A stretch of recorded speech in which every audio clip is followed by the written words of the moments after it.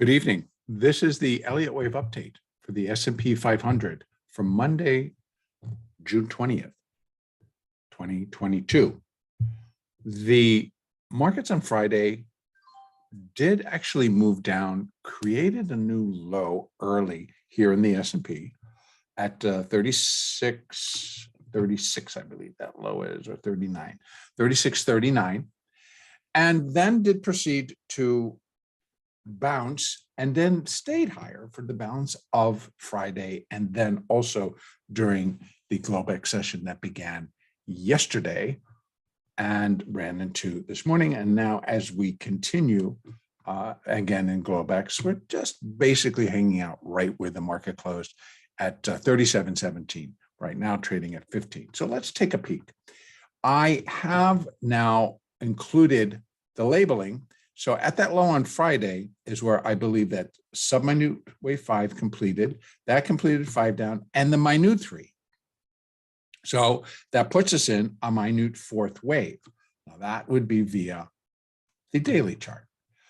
I just want to add one thing that's of importance here on the weekly chart. As you can see, last week, the market did again at 36.39. So I went down, but it broke and closed below the weekly 200 moving average. And that at the moment is sitting at 37.32. So that close produced a negative or a weaker market picture on the basis the weekly chart. So based on that, I would be continuing to look for additional weakness in the S&P over this coming week. Yet to be seen, but moving on with the count. So back down to that daily, we can see that I have placed the 3. Now we're in a 4. What I'm going to break it down to the hourly so that we can see more cleanly the Fibonacci retracements that I put in to measure out what a 4th wave on a minute level, what that 4th wave is going to look like, or what its potential is, let's say. So here we have basically the low from Friday, and then we likely have done an A and a B. So A of this 4, B of the 4, and now we're in the C wave. But again, it's coming in pretty weak. So I'm kind of looking for the market to kind of pick up some steam here and push, because the minimal, I shouldn't say minimal, because it could be very weak and that could be the minimal. But the normal for a 4th wave on a Fibonacci retracement level would be about the 382, 38%. That's at 38.40. But I'm kind of looking that it should pick up enough steam to get itself up towards the hourly 200, which is 38.21. Now, what goes against all of this is that weekly chart. That weekly chart continuing to show that there has been and continues to likely be weakness in the market. So we'd be looking for these turns. We'd be looking for another kick-in of a downside move. So after minute 4, we get a minute 5th wave, and that is going to be in the down position.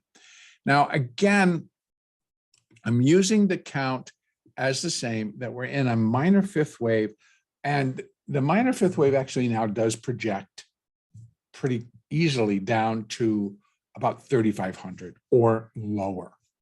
So first we have to we finished the 4th wave. If the 4th wave does not even come up to 37.63, then yes, the markets are weak. Yes, the downside will kick in again and get pretty serious. So there's a couple of things going on that kind of come in my mind, is that the buyers that would be buying because they feel the lows, the bottoms are in, they're not there. This is all based on the expiration and coming out of expiration, and probably maybe 1 or 2 additional smaller factors. It's like, as we come into tomorrow, there would be a shift again, 401k money coming in, it's Tuesday, et cetera, et cetera. So, but I'm not sure how strong that buying is going to be, because I would imagine that with everybody back tomorrow, holidays done, and then we're off again to a fuller picture, a fuller participation here in the US, that we might see the sellers coming in and not waiting for 37.63 or anything higher, that this bounce is just exactly that, a small bounce, and it may come in on the weak side. We have kind of broken above where wave A got up to. Wave A got to that 50. We've now broken above it. In fact, we've gotten up to a nice high, and that was yesterday, or actually during Globex this morning at 37.25. So actually, I'd be looking for 37.25 to be broken, start heading up to 37.63. Ultimately, 38.01 down to where the 200 is, 38.01 or 3800, let's say, to 38.21. That's the zone that I think could complete this fourth, and then again turn the markets lower. What it's got to do to convince people to be stepping back in is anybody's guess. All right, so what are the moving averages telling us? The moving averages are basically telling me the same story. We got a little bit of a more positive picture right there. As you can see, they're clustered. We have the 50, the 20, the 4, and the 8 clustered right there. And that may take a while, because unless we get some movement up or down, they're not going to start to move apart from each other. And that's going to just keep telling us that this is just going to go like this until we get some direction. So looking out for tomorrow, I would think that this small fourth wave continues. If this is completing it, then it's going to slam dunk through these moving averages and begin to just slide lower. It's going to not find any problems slipping back below 36.39. Now, and what that kind of lets me in on is that this buying, again, related more to the expiration, related to how positions are coming out of that expiration and just getting flat or getting neutral, so as they say. And without any strength here, it's going to slide. That would be my take. We slide, and we slide below the moving averages. Then we break pretty easily below 3,700, below 36.61, which again is the low from the Sunday's Globex. And then we break eventually 36.39. Now I am going to remove those, go back out to that daily so that I can put the downside back in place again. And that's going to be extensions. And they're going to go for, because we're looking for a wave 5. So I go from wave 2 to wave 3 up to the top of wave 4. And what we're basically looking at, 100%, look at that, 35.03. So wave 5 would be equal to wave 3 at 35.03.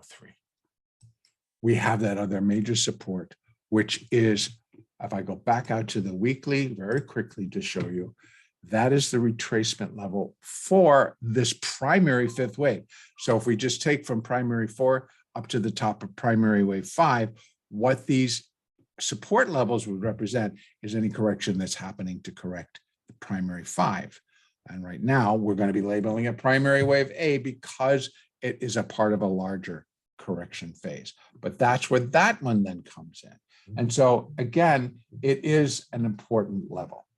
So what we need to think here is basically what can really come into play. I am expecting more downside. I believe that is what's going to be coming into play, and that it should pick up some steam again. Major support and a major level is going to be that 3,500 level. If that fails, if that level fails, then our next support does not come in for another 100 points plus down below at 33.37. And then you can see it continues to break. Next major level of support, it does kind of cluster up in here, 30.70, et cetera, but yeah, it could drop, but that's that's going to be a severe drop. If it gets down there, severe drop. I'm not actually looking at for right now. I actually am believing and thinking that the count is likely going to hold this count, not be dropping into it. This would be a 1 and a 2. And now we're just going into that third wave as a part of an intermediate wave 3, if we're counting this as 1 and 2. So, but I'm not. I really have shifted over to be counting it as intermediate A and B, and we're in the C wave for that first primary wave A. So I'm looking for a little bit of a near-term bottom, but if things continue to deteriorate on the inflation level, if things continue to really start to point that they're going to have to really shift and move interest rates quicker than they thought, higher than they thought, then it's just going to present a very negative picture for us, period. Then, yes, we have much more room to be nosediving down into these levels. Okay, so for tomorrow, I am going to be picking up on the clues, but I am looking for upside. I'm looking for the market to kind of come in and continue to hold higher levels, continue to move higher, getting itself back up towards, remember, 3808, 3800 to 3821. All right. That's going to be it for right now. Our next update will be on Tuesday, the 21st.